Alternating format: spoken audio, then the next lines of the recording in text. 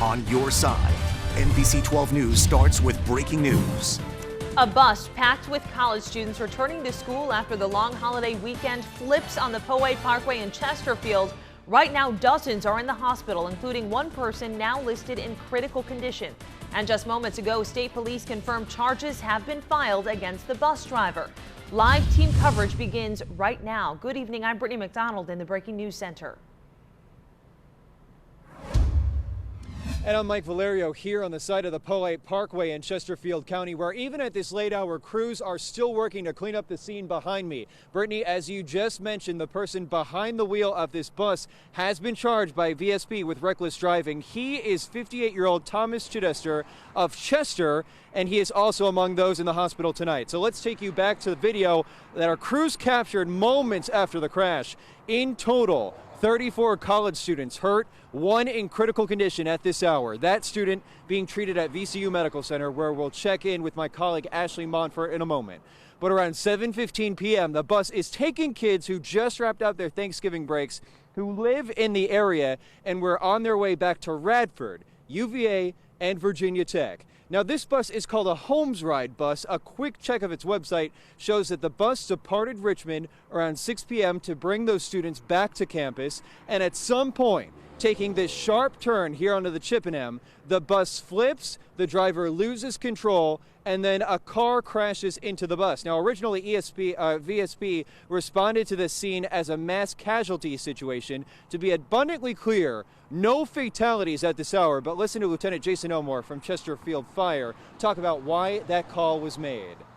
We decided to call this a mass casualty incident due to the amount of resources that we had to use. In doing that, we open up all the area hospitals to be able to kind of disperse the patients evenly. Looking at video of the bus being overturned, that video showing the bus coming back on its wheels just a few minutes ago. The scene is clearing up with parents spread across not one, but 6 area hospitals. We now turn to my colleague Ashley Montfort, who's live downtown at VCU Medical Center. And Ashley, I understand that you've been speaking with a relative of somebody who was on this bus. Ashley, tell us what that relative's been saying. Mike, we know the students were taken to 6 area hospitals, including Chippenham and right here at VCU Medical Center. Now, we don't know how many students were taken to each hospital, but I did speak to one woman whose cousin is a freshman at Virginia Tech and is one of the bus crash victims. She says her cousin called her moments after that bus crashed. Here's what she had to say. Well, all the kids were just saying that the bus was driving very, very fast. She was very hysterical. I couldn't really understand what she was saying. And I had to try to get her to calm down. Next thing you know, she tells me that the bus flipped over. So I immediately start crying. My son is crying, and they had to clown out of the bus. There was a lot of dirt all over her. She said that she couldn't move her right arm. She thought she had broken it. They think that she may have broken her ribs. Tori Taylor says her cousin Candace Williams is getting x-rays at Chippenham Hospital right now. She said a lot of parents are able to be with their children since many families are from the Richmond area. Tori Taylor says other students were injured, and those injuries varied from a broken collarbone, broken arms, and broken ribs. She says she wants to know what happened here. It's definitely a question many families are asking tonight. On your side at VCU Medical Center, I'm Ashley Montfort. Mike, back to you. And Ashley, just within the past few seconds, we've now seen this bus, which flipped over 5 hours ago, taken away. The on-ramp to the Chippenham Parkway South, now cleared right here on the Poway Parkway, right in Chesterfield County. To recap, in case you're just joining us from football, 34 people taken to the hospital, 6 hospitals, I should say, across the region, all of them college students. One person now charged with reckless driving, the person behind the wheel. VSP, in the hours to follow, the investigators at the Virginia State Police Lab will be trying to reconstruct how this crash happened and will be deciding if any more charges follow. Again, no fatalities reported at the moment, but we're going to send it back to the studio at NBC 12 with my colleague Brittany McDonald. And Brittany, I understand that you've been speaking with representatives for the company that runs this bus. What have they been telling you? Yeah, that's right, Mike. We know the motor coach is owned and operated by charter bus rental company Abbott Trailways. They're based out of Roanoke and were involved in at least one other accident this year. NBC Sports reports an Abbott Trailways bus flipped back in May with the Carolina Mudcats baseball team on board. The company sent me this statement tonight. It says they're fully cooperating with law enforcement and first responders to make sure everyone on board is accounted for and anyone who needs medical attention gets it. The company says they're working with police to determine what exactly happened and are making sure all students get back to campus on another bus safely that they dispatched the moment they learned what happened. I've also been on the phone reaching out to the 3 universities where those students attend. So far, UVA, Radford, and Virginia Tech representatives tell me they have no further details to release at this time. Of course, we'll keep you updated. Now, our digital team has been working to bring you consistent updates throughout the night. We broke this story first on NBC12.com and immediately sent out alerts to our free breaking news app, Facebook, and Twitter. We'll continue to update you throughout this newscast as conditions warrant. It's unclear if slick roads contributed in any way to this wreck. We've had light showers and mist all day, but now it looks like steadier rain is headed our way. Let's shifting things over to meteorologist Ross Brunner in the First Warning Weather Center. Ross? Yes, indeed, Brittany. Of course, earlier today, as you mentioned, we had a little patchy light rain and some areas of mist at the time of the accident earlier this evening. Really not a whole lot going on the Doppler radar, but you'll see now we have a much larger area of light rain coming into the area, now coming into Metro Richmond across southern Virginia. As you get south of the Tri-Cities in particular, the rainfall is a little bit steadier where we have these darker shades of green across Sussex County, Greensville County, Emporia, back to Lawrenceville and Brunswick County, extending back towards Victoria, Chase City, Clarksville, South Hill, even Blackstone and out towards Crew. We're seeing some light rainfall. That extends out towards Farmville and Dillwyn, up into southern Fluvanna County around Fork Union, now coming into Powhatan County, also into Amelia, and now into the Metro Richmond area. And we see all of this heading to the east. So a steady light rain, that is what we can expect for the rest of the overnight hours, and temperatures definitely a lot colder as well. Bowling Green, it's 42 there. West end of Henrico County, the Collegiate School, mid-40s. Here at Channel 12, temperatures in the mid-40s. So I'll have your wake-up weather forecast and tell you when this rain's going to move out in our 7-day forecast, Brittany, in just a few minutes. Ross, thanks. And we're learning breaking details on the Colorado Springs Planned Parenthood shooting. Investigators have identified all 3 victims killed inside the clinic.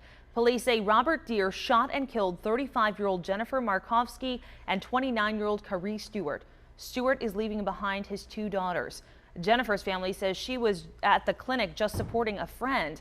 Previously, the only known victim was Officer Garrett Swayze, who rushed to the clinic to offer his assistance. The suspect is scheduled to make his first court appearance later this morning on Monday. Also breaking, Los Angeles Lakers star Kobe Bryant says he will retire at the end of the current season. The reveal came in a poem written by Bryant and posted on the website, the Players Tribune. Bryant is a 5-time NBA champion. This is his 20th NBA season, and there are also some big announcements regarding local teams. Matt will have those a little later coming up in sports. And now to Chesterfield, where a man is giving a first-hand account of a terrifying head-on collision and one that ultimately uncovered an unknown medical condition. You may remember this scene from a multi-car accident on Genito Road just over a week ago. It sent 4 people to the hospital, and for one of them led to the discovery of a brain tumor. Stephanie Robusto has those new details. This video was shot just moments after the crash on Genito Road last Friday.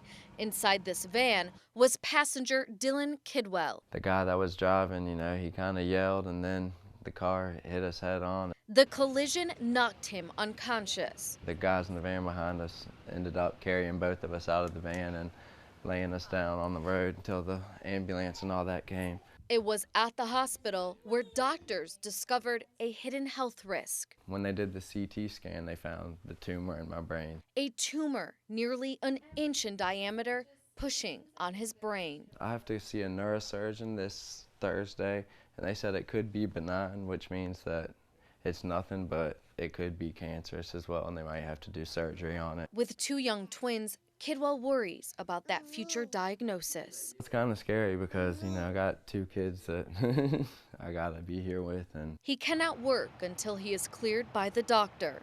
Another day I lose money, and normally I work, 6 days a week, 48 hours or more every week. And without working, his family of 4 has no income. Yeah, that's me. Because less than a month before his accident, his fiance also got into a car wreck. The whole right side of her body's messed up. She has a bunch of like screws, and she got a steel rod going from her shoulder to her elbow, so she really can't work right now. Which totaled the family's only vehicle. We no longer have a car until maybe a couple months or so. Hopefully I'll be able to get back to work and buy another one. On your side, Stephanie Robusto, NBC 12 News.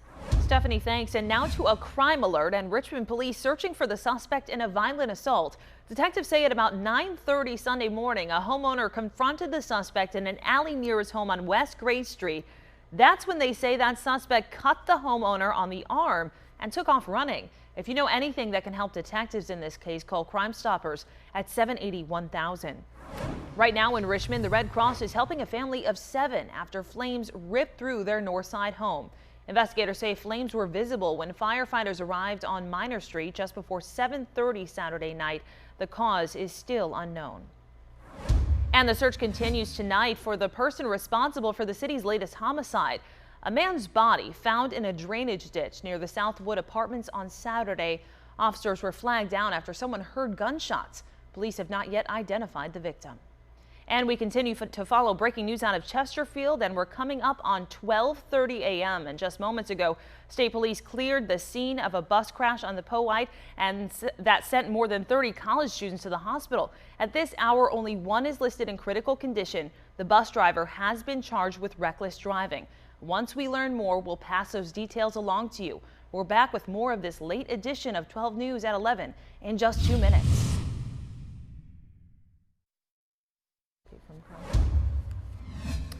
A disturbing story tonight out of California, where a would-be burglar dies after getting stuck in a chimney. When the homeowner went to light the fireplace, he heard the man screaming. Fresno County firefighters worked to rescue the suspect, but by the time he was freed from the chimney, he had died. They tied a rope to the very top of the chimney to stabilize it, and then they used drills and chisels and to take apart the chimney to get the person out. Firefighters say the burglar was breathing when they began the rescue operation. At this time, an official cause of death has not been released. We have incredible new details about a rescue we first told you about last night. Tonight, while still struggling to hold back tears, we hear from the sisters who discovered a newborn buried alive. Kate Larson has our update from Compton, California. Evangelina McCrary explaining how she found this newborn baby buried in this hole under cement blocks. Mucha tristeza. She said, I had a baby crying. Evangelina was with her sister, Angelica Blount, when around 4 o'clock they heard the baby cry out, but could barely see her through the pile of rubble. I saw the baby, but not 100% the baby face. Anytime you have a helpless newborn child who can't help themselves, it is frustrating. The baby girl, just a day or 2 old, was wrapped only in a hospital blanket when LA County Sheriff's Special Victims detectives found her. Temperatures dipped into the 40s overnight. If the child had spent the night there in those conditions, the baby wouldn't have survived. After a baby is born, parents have 72 hours to give the baby up, no questions asked, at a safe surrender location like this Compton fire station, which is just 1.5 miles from the bike path where the baby girl was found yesterday. Hello, you've reached the Safely Surrender Baby hotline. You can call a hotline to find the nearest safe surrender location or search online. African-American baby, beautiful baby, small baby. Angel Flores lives near the bike path and is thankful the sisters and sheriffs rescued the baby in time. I can't judge the person that did this, but something happened, and this is the wrong thing to do. I'm happy that they found the baby. God bless the baby and the people that found it. Well, it's not just football and The Walking Dead dominating Facebook feeds tonight. The Nickelodeon Halo Awards are also getting some buzz. And locally, it's because of this guy, Mechanicsville's own Ethan Cruikshank. The 16-year-old shared the stage with host Nick Cannon. Ethan was honored for creating a nonprofit which helps children learn to play musical instruments. The group Music to My Ears has expanded to 4 states and helped more than 1 100 children. Great job, Ethan. Hats off to you. The Richmond skyline is about to get a festive facelift with the annual Grand Illumination happening this Friday night. The festivities begin at the James Center at 5 o'clock with a giant Christmas tree lighting at 6. If you can't make it out, there's plenty of time to enjoy the lights. They stay on through the beginning of January. And if you do any holiday shopping in the week ahead, why not consider changing Christmas for a child in need, a child who otherwise wouldn't have anything to open under the tree. To adopt an angel from the Salvation Army's Angel Tree, just visit any of the malls listed on your screen. And for more information, go to NBC12.com/angel. Central Virginia's breaking weather specialists. This is NBC 12 First Warning Weather. Well, not all that much rain during the day Sunday, but we're certainly seeing the light rain now on Richmond South Side. This is our sky cam. We're looking down at Midlothian Turnpike. There's German School Road, and definitely those roads are glistening. I think they're going to be pretty slick through the overnight and tomorrow morning as well, with some light rain coming down. We're 44 degrees now at the Richmond Airport. Definitely a chilly rain with a north-northeast wind at 10 miles an hour, middle and upper 40s. That is our temperature range, near 50 in Williamsburg and in Norfolk. And these temperatures will continue to slowly fall as we head through the overnight. We have the northerly and northeasterly breezes, fairly brisk, and that bringing in that chilly air. And we have the moisture in place as well. A pretty steady rain now south of I-64. As you get north of there, let's say out towards Louisa, around Ashland, out towards Tappahannock and the northern neck, more of a misty type rain. On occasion, we have some patchy areas of drizzle, but that steadier rain will continue to spread across the region through the overnight hours. So your commuter forecast, I've got the yellow light here. Definitely exercise caution as you're driving tomorrow morning. Temperatures will be near 40. We'll have a high likelihood of rain. So not only the heavy coat as you head outside, but make sure you have the umbrella, because you're going to need it as we head through the day, because we'll have periodic rain throughout the day. There may be lulls in it from time to time, but I think rain is likely throughout the day. And temperatures really not going to move all that much. We start out around 41 at 7 o'clock. Notice at noon, 43 degrees. We may get as warm as 45, but we'll spend most of the day between about 40 and 45 degrees. A chilly day on the way. You see all the rain spreading in from the west and southwest. The setup tonight, we have a front that is pushed to the south, and of course that colder air filtering in from the north, and then moisture overriding the cool air at the surface, and that's just going to set us up for a dreary Monday. And I don't think this pattern is going to break all that fast. More rain in the forecast Tuesday, even into Wednesday. By then it is going to get just a little bit warmer. The hour-by-hour forecast shows more of that rain coming into the area through the overnight, 7 a.m. tomorrow morning. Again, it is going to be wet throughout central Virginia as we go through the day. More rainfall. Here we are at 4 o'clock in the afternoon. Periods of rain tomorrow night.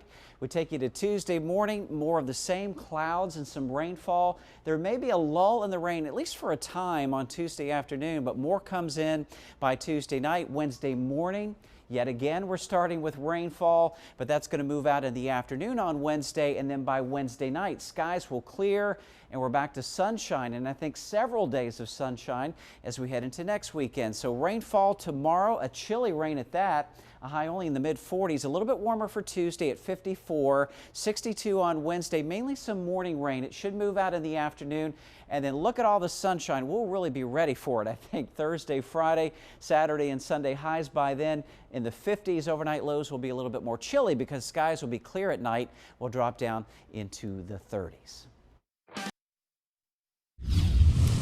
A Chester man facing a reckless driving charge after flipping a bus carrying more than 30 college students. That bus just removed from the Powhite Parkway earlier during this newscast. Among those in the hospital, one student listed with serious injuries. You'll find the latest information over on our website and beginning at 4:30 on 12 News Today. For Mike Valerio, I'm Brittany McDonald. Good night.